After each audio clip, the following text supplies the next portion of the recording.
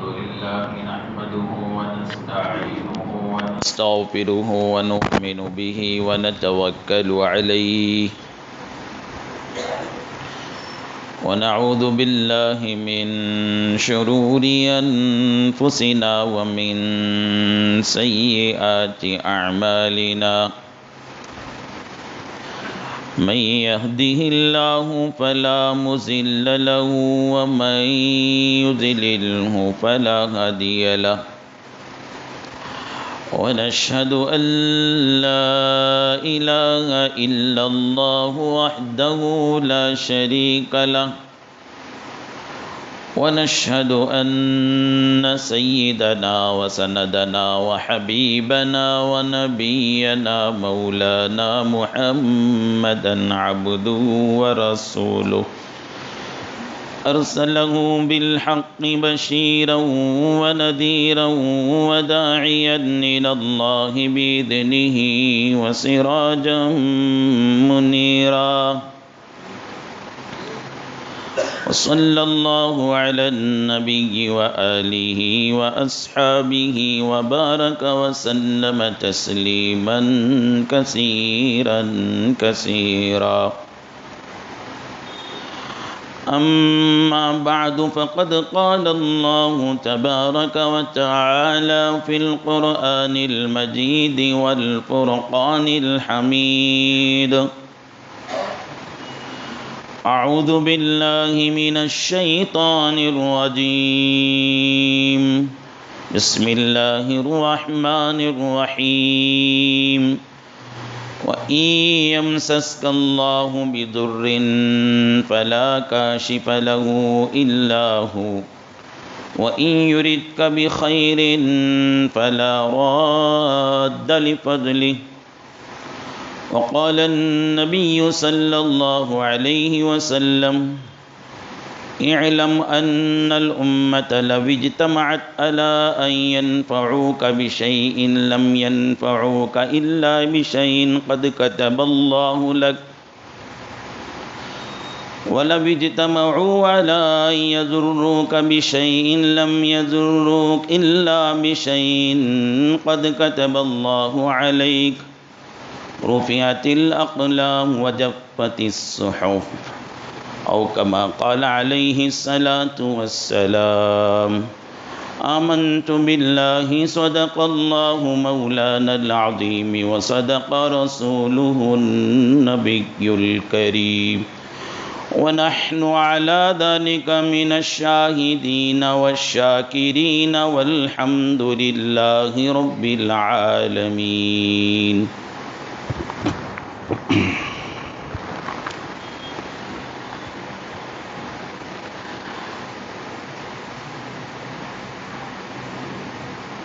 قابل احترام بزرگوں اور قابل قدر ملت کے نوجوان بھائیوں، عزیز دوستوں،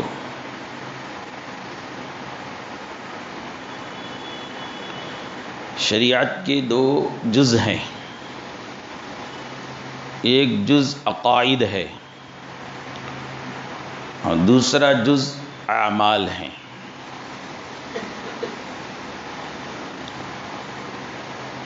عقائد بھی ضروری ہیں، اعمال بھی ضروری ہیں.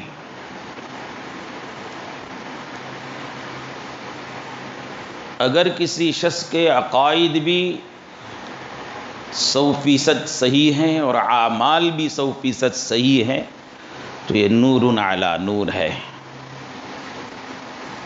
یہ کامیاب بندہ ہے. اگر کوئی شخص ایسا ہے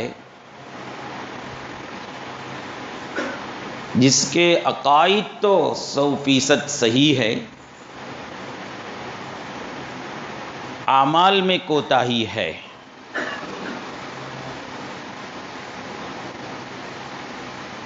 تو ایسا شخص سے امید کی جا سکتی ہے کہ ایک نہ ایک دن وہ عقائد کی درستگی کی برکت سے جہنم سے بچ جائے گا اور جنت میں پہنچ جائے گا.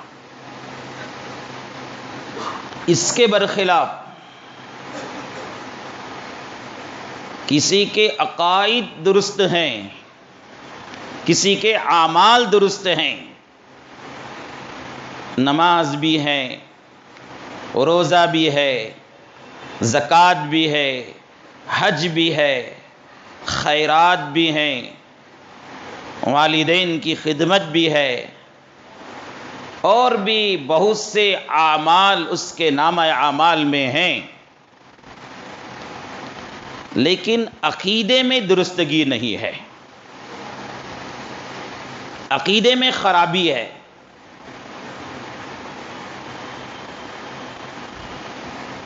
تو ایسے شخص کا ٹھکانہ جہنم ہے، اللہ حفاظت فرمائے۔ ہو سکتا ہے اس کے اچھے اعمال کا بدلہ اللہ رب العالمین دنیا میں دے کر اس پر مہربانی کر دیں، لیکن عقائد کی درستگی نہ ہونے کی وجہ سے، عقائد میں خرابی ہونے کی وجہ سے آخرت اس کی تباہ ہے، اللہ ہم سب کی حفاظت فرمائے۔ اس لیے بہت ضروری ہے کہ انسان اپنا عقیدہ درست فرمائے۔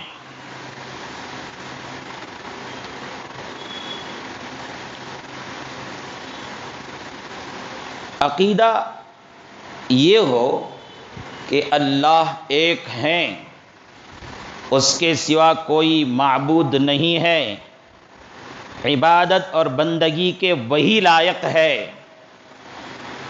وہی مشکل کشا، وہی حاجت روا ہے، وہی منتوں کو مرادوں کو پورا کرنے والا ہے،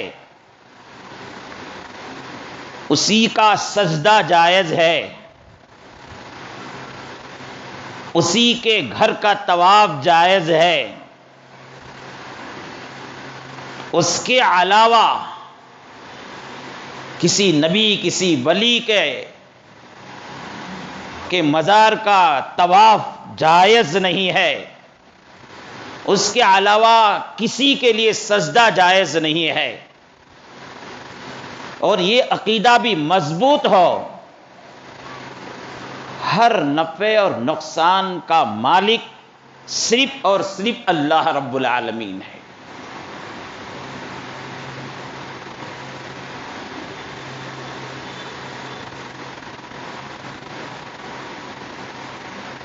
اگر اب تک کسی کا عقیدہ ایسا تھا کہ وہ مانتا تو تھا اللہ کو، ایک مانتا تھا، اس کی عبادت بھی کرتا تھا، اس کے لیے سجدہ بھی کرتا تھا، لیکن ساتھ میں مخلوق میں سے کسی کے لیے سجدے کو یا مخلوق میں سے کسی کے مزار کو، مزار کے طواف کو جائز اور عبادت کا کام سمجھتا تھا، تو وہ توبہ کرے۔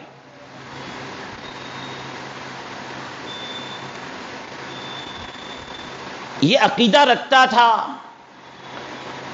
کہ اللہ مشکل کشا ہے، حاجت روا ہیں، ساتھ میں کسی ولی کو یہ مقام دیتا تھا، کسی صحابی کو یہ مقام دیتا تھا کہ ان کے اندر بھی یہ طاقت ہے کہ یہ بھی مشکل کشا ہیں، یہ بھی حاجت روا ہیں، یہ بھی منتوں کو پورا کر سکتے ہیں، یہ بھی مرادوں کو پورا کر سکتے ہیں۔ اگر ایسا عقیدہ جہالت میں تھا یا جان بوجھ کر رکھتے تھے تو اس سے توبہ کریں، کیونکہ یہ شرک کا گناہ ہے، اور شرک کا گناہ انجانے میں ہو یا جان بوجھ کر ہو، توبہ کرے بغیر مرتا ہے تو اللہ رب العالمین کل قیامت کے دن اس کی مغفرت نہیں فرمائیں گے، اور اس کا اعلان قرآن کرتا ہے، ان اللہ لا یغفر ان یشرک بہ ویغفر ما دون ذلک لمن یشاء ومن یشرک باللہ فقد ضل ضلالا بعیدا۔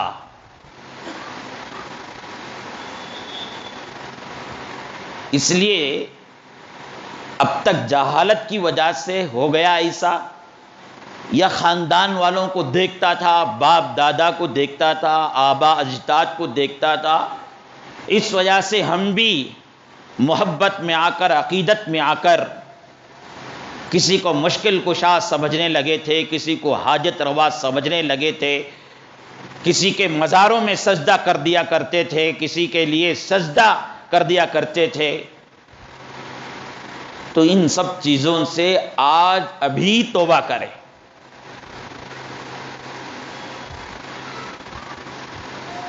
اسی طرح سرکار دو جہاں محمد الرسول اللہ صلی اللہ علیہ وسلم سے یہ کے متعلق یہ عقیدہ ہونا چاہیے، آپ اللہ کے بندے ہیں، آپ اللہ کے نبی اور رسول ہیں، آپ آخری نبی ہیں، آپ کے بعد کوئی نبی نہیں ہے اور قیامت تک کوئی نبی نہیں آئے گا.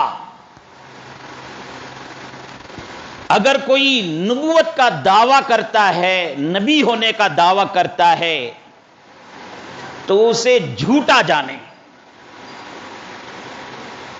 اسے گمراہ سمجھیں، اسے اسلام سے خارج سمجھیں. اگر کوئی شخص جہالت میں، ناواقفیت میں آ کر بعض مدعیان نبوت کے دعوے میں پھنس گئے تھے، ان کے جال میں پھنس گئے تھے، کوئی شکیل بن حنیف کو نبی مانا، نعوذ باللہ، کوئی احمد قادیانی کو نبی مانا، نعوذ باللہ، اور بھی بہت سے لوگ نبوت کے دعوے کیے. ان سے متعلق ہمارا سیدھا عقیدہ یہ ہونا چاہیے کہ یہ جھوٹے ہیں، یہ جھوٹے ہیں، یہ جھوٹے ہیں. تقریباً 100 آیتیں سرکار دو جہاں محمد الرسول اللہ صلی اللہ علیہ وسلم کے آخری نبی ہونے سے متعلق قرآن میں موجود ہیں، اور نبی صلی اللہ علیہ وسلم نے صاف الفاظ میں کہہ دیا، لا نبی بعدی، میرے بعد کوئی نبی نہیں ہے. اس کے باوجود کوئی ان آیتوں میں تعویل کرتا یا ان آیتوں کو جھٹلاتا ہے، نبوت کا دعویٰ کرتا ہے، یا آخری نبی ہونے سے متعلق کچھ تعویلیں پیش کرتا ہے، تو وہ مردود ہیں، وہ مردود ہیں.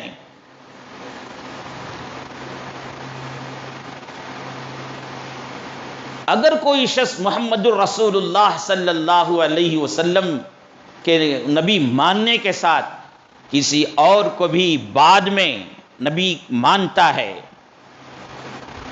یا ان سے عقیدت رکھتا ہے، ان سے محبت رکھتا ہے، تو وہ اسلام سے خارج ہے.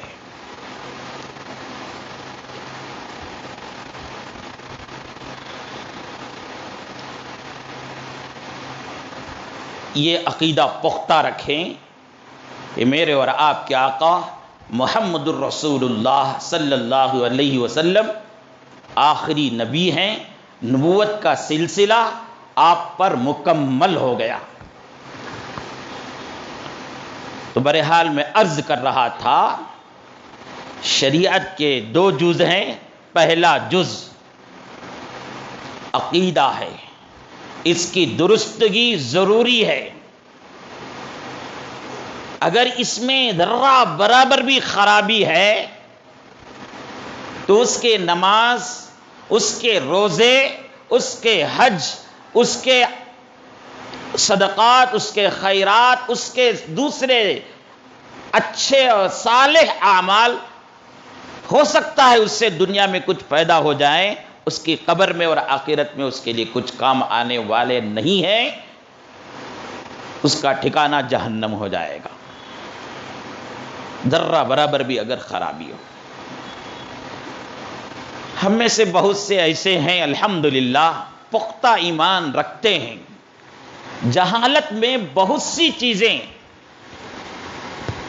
کے بارے میں غلط عقیدہ ہے. انہی غلط عقیدوں میں سے ایک عقیدہ یہ ہے کہ سفر کے مہینے کو منحوس سمجھتے ہیں. 1 تاریخ سے 13 تاریخ تک کے بارے میں یہ خیال ہے کہ یہ منحوس دن ہیں. ان دنوں میں کوئی کام کیا جاتا ہے تو اس کام کا انجام اچھا نہیں ہوتا. شادیاں نہیں کی جاتی، کوئی فنکشن نہیں کیا جاتا، کسی دکان و مکان کی افتتاح نہیں کی جاتی. کہتے ہیں ذرا یہ دن چلے جانے دو. یہ کافروں جیسا، مشرکوں جیسا عقیدہ ہے. ان کے یہاں آষاڑھ ماساڑھ کا عقیدہ ہے، ہمارے یہاں کسی قسم کا آষاڑھ ماساڑھ نہیں ہے.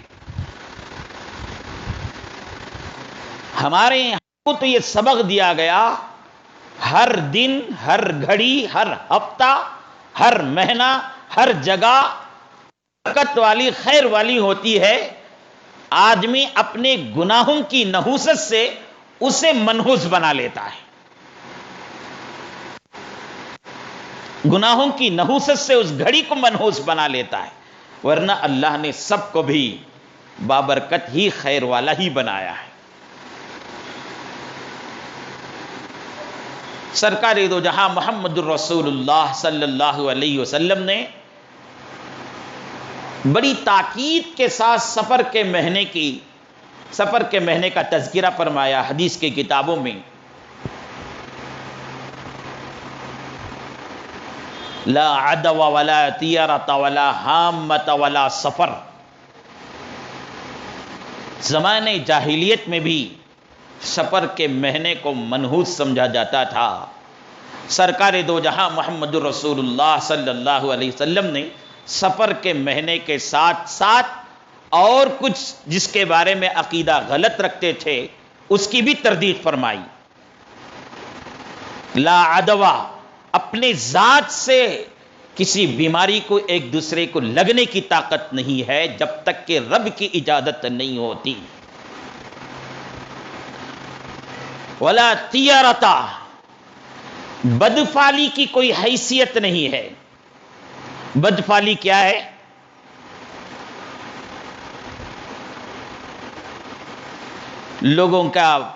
بعض لوگوں کا عقیدہ ہے کسی گھر کے پاس یا کسی درخت کے پاس بیٹھ کر الو پکار دے گا، چغت پکار دے گا تو سمجھتے ہیں کہ یہاں نحوست آنے والی ہے.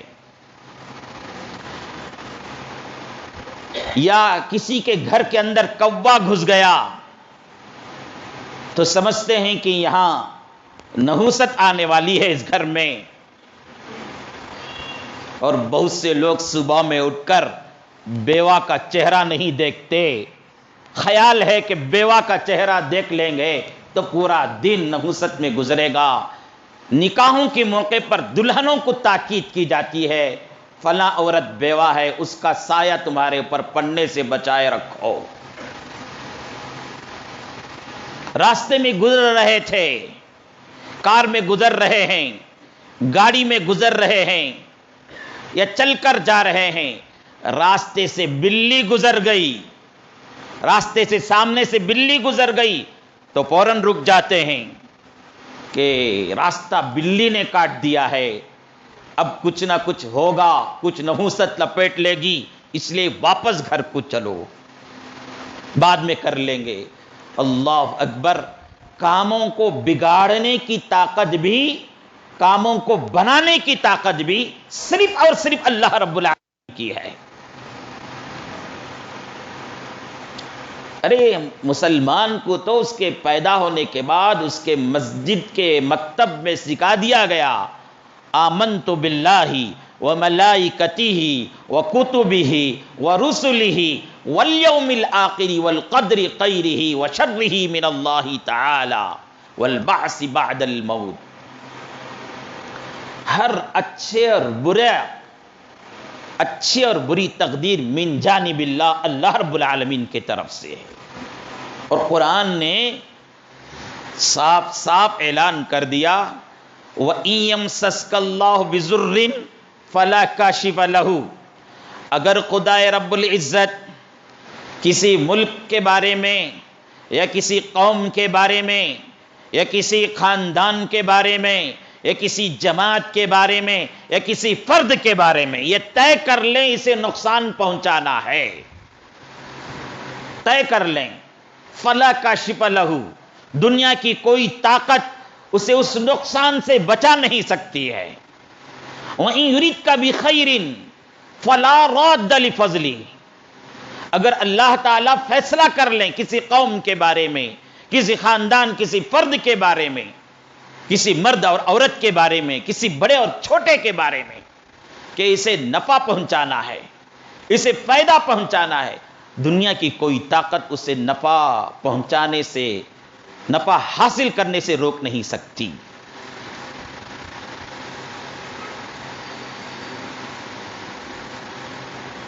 حضرت جناب محمد الرسول اللہ صلی اللہ علیہ وسلم اور کچھ وضاحت کے ساتھ فرمایا، اعلم ان الامت لو اجتمعت على ان ينفعوك بشيء لم ينفعوك الا بشيء قد كتب الله عليك، قد كتب الله لك۔ جان لو، سمجھ لو، سن لو کہ اگر پوری کی پوری قوم مل کر، پوری کی پوری طاقتیں مل کر اگر تم کو کچھ نفع پہنچانا چاہے تو نفع نہیں پہنچا سکتے، الا بشیء قد کتب اللہ لک، مگر اتنا ہی جتنا کہ تمہارے ماں کے پیٹ میں آنے سے پہلے تمہاری تقدیر کے کتاب میں لکھ دیا گیا ہے۔ وَلَوِ اجْتَمَعُوا عَلَىٰ أَن يَضُرُّوكَ بِشَيْءٍ لَمْ يَضُرُّوكَ إِلَّا بِشَيْءٍ قَدْ كَتَبَ اللَّهُ عَلَيْكَ، اگر پوری قوم مل کر، پوری طاقتیں مل کر کسی فرد یا قوم کو نقصان پہنچانا چاہے تو نہیں پہنچا سکتے مگر اتنا ہی جتنا کہ تمہارے پیدا ہونے سے پہلے تمہاری تقدیر کے کتاب میں لکھ دیا گیا ہے۔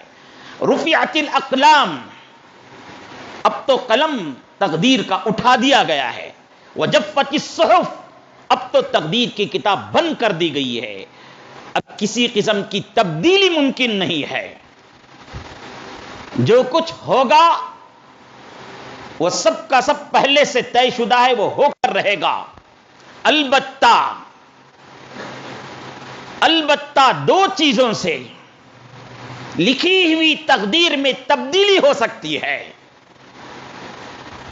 غور سے سننا، البتہ لکھی ہوئی تقدیر میں دو چیزوں سے تبدیلی ہو سکتی ہے۔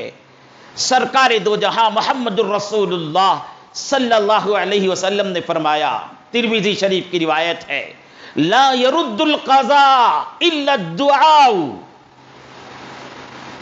ولا يزيد في العمر الا البر،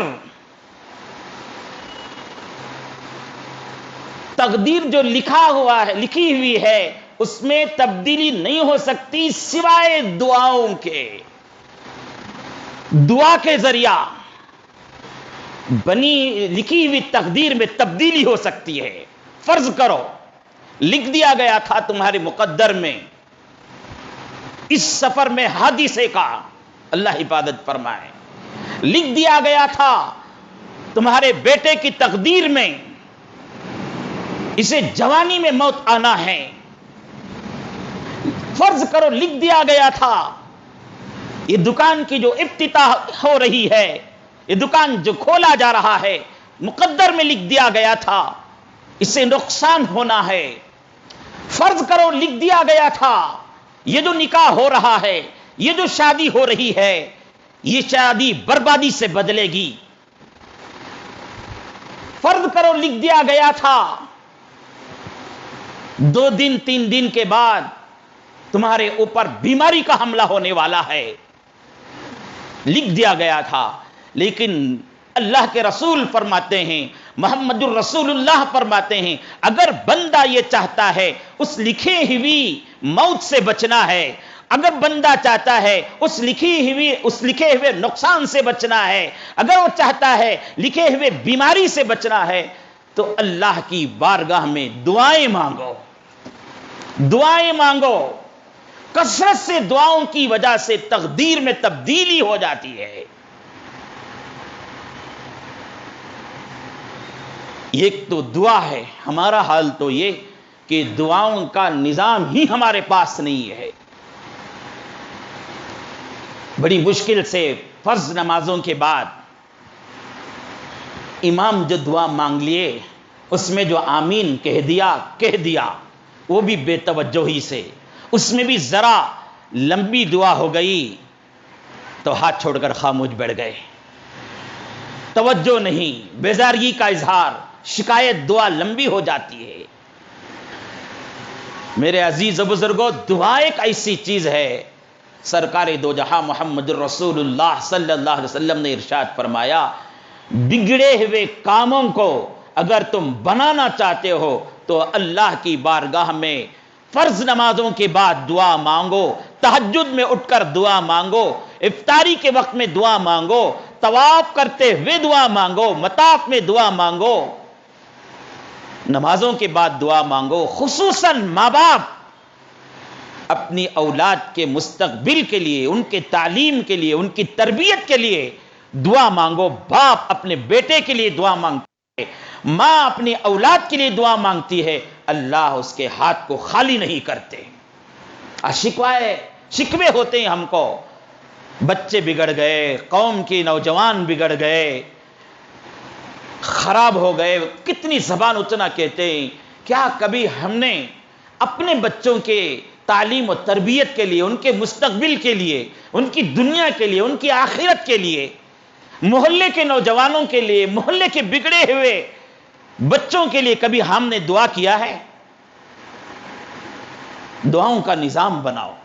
ایک دن میں کم از کم 10 منٹ اللہ کے سامنے بھیک مانگنے کی عادت بناؤ. اور یاد رکھو، جس کو اللہ کے سامنے ہاتھ پھیلانا آ گیا وہ دوسرے لوگوں کے پاس جا کر ہاتھ نہیں پھیلائے گا.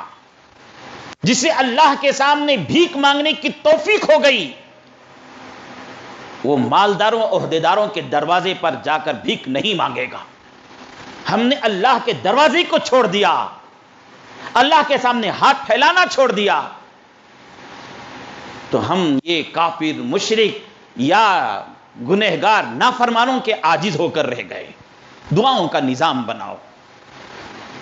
خصوصاً مائیں اپنی اولاد کے لیے کثرت سے دعائیں کرتے رہیں، باپ اپنی اولاد کے لیے کثرت سے دعائیں کرتے رہیں.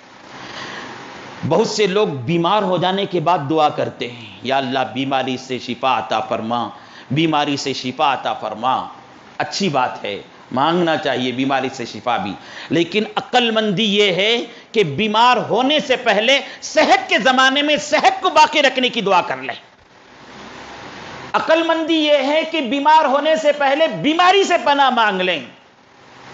یا اللہ مجھے ہر طرح کی بیماری سے حفاظت فرما، ہر بلا سے حفاظت فرما، ہر مصیبت سے حفاظت فرما. دعائیں مانگتے رہیں. اللہ کو منظور ہے، اللہ تعالیٰ چاہے تو ہر طرح کی بیماری سے محفوظ فرما دیں گے.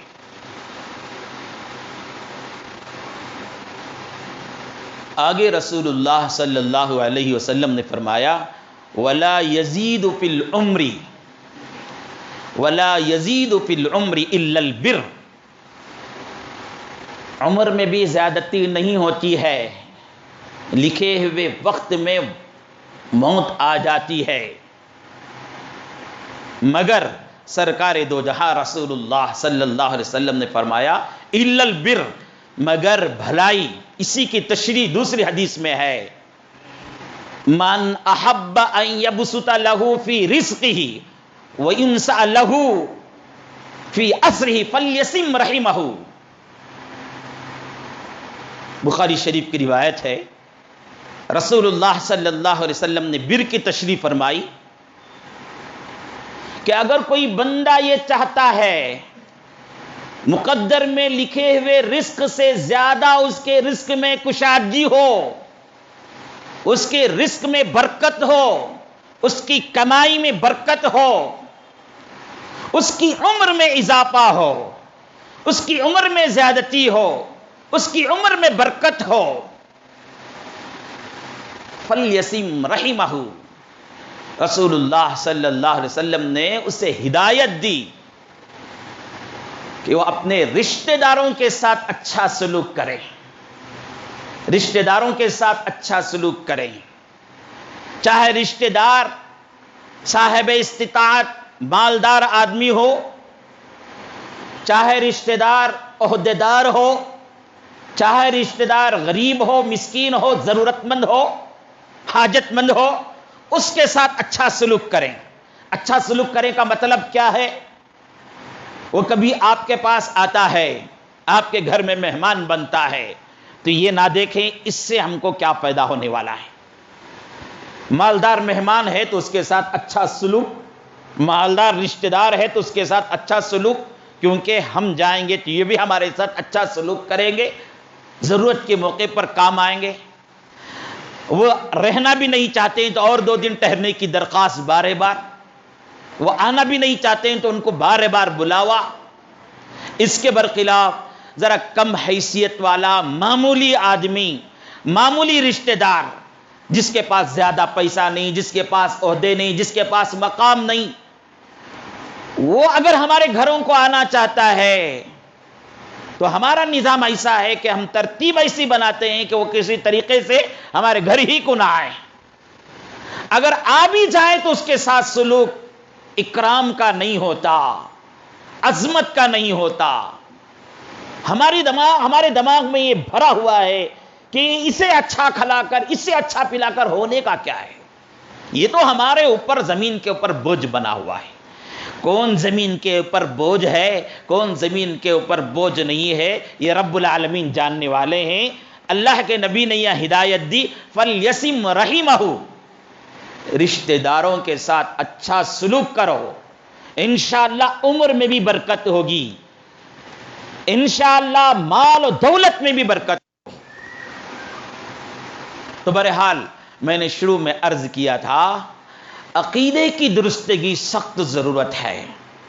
عقیدہ یہ بنے کہ اللہ کے سوا کوئی معبود نہیں ہے، اللہ کے سوا کوئی مشکل کشا نہیں ہے، اللہ کے سوا کوئی حاجت روا نہیں ہے، اللہ کے سوا کوئی منتیں مرادوں کو پورا کرنے والا نہیں ہے، اللہ کے سوا کسی کا سجدہ جائز نہیں ہے۔ یہ عقیدہ بنائیں اور یہ عقیدہ رکھیں، محمد الرسول اللہ صلی اللہ علیہ وسلم آخری نبی ہیں، ان کے بعد کوئی نبی نہیں ہے۔ اور یہ عقیدہ رکھیں، ہر نفع اور نقصان خدا رب العزت کے طرف سے ہی ہوتا ہے، نفع اور نقصان کا مالک اللہ ہی ہے۔ یہ سفر کے مہینے میں نحوست سمجھنا، یا الو کے پکارنے میں نحوست سمجھنا، یا بیوہ کے چہرے کو دیکھنے میں نحوست سمجھنا، یا یہ کہ بلی سامنے سے گزر گئی تو نحوست سمجھنا، یہ سب بدفعلی ہے۔